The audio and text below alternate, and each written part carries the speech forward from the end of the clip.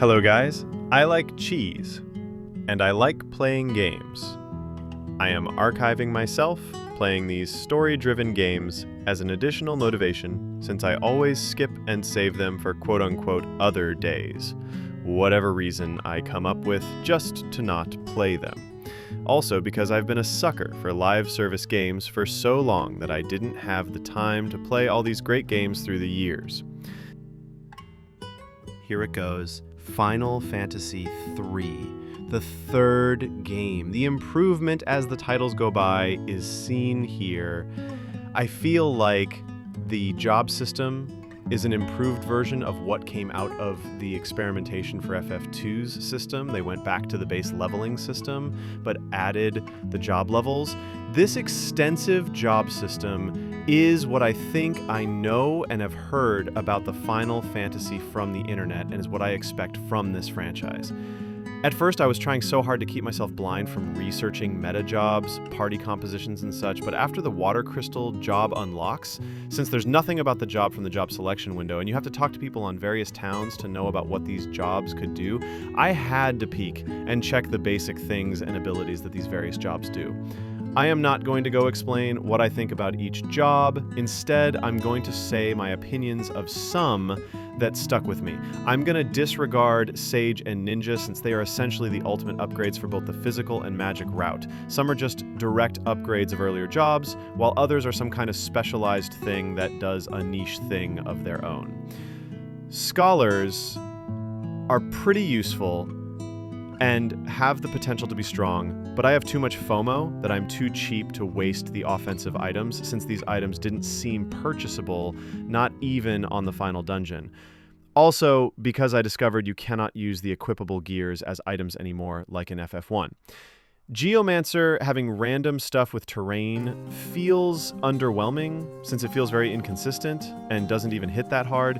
Best thing about it is that it's free. Evoker is 50-50 on the offensive-defensive summon, so there's also a bit of inconsistency there, but I wish Summoner is able to choose the defensive aspect of the summons and not just offensive part. These job selections feel like the magic aspect is still outmatched by the physical jobs.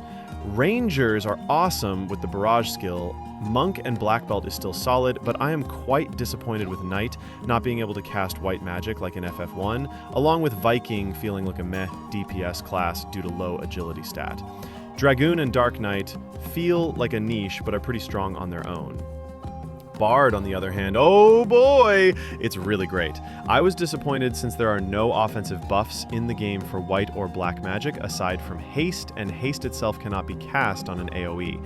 Bard is the only class that has a direct offensive buff as well as a defensive buff and a decent free AoE heal. The only downside to these buffs is that they only last for 2 rounds. However, if you have another dedicated healer, you can basically shuffle between the offensive and defensive buffs each turn, ensuring 100% uptime. In my opinion, Bard is the best class in this game. Onto the story. It seems to go back to the usual Warriors of Light again, but now there's Darkness 2, and the world needs balance. It's pretty interesting. The chapters, from what I see, still has the sacrifices from the previous game, but not that force, so I was quite okay with it. The fourth party member from FF2 also improved to now be just a companion or something, so that also was a good thing. It's quite linear, as expected, but is still a compelling story either way. It got me curious about the Warriors of Darkness storyline. We could have also played that. One additional thing that they introduced to this game that has annoyed and intrigued me are the hidden paths and secret doors as well as hidden items. They have sidetracked me a few times while playing. I don't know if they didn't have highlighted path on the original, but the Pixel remaster, they essentially shows you the path. I just hate that I might miss something if I don't check every corner of everywhere.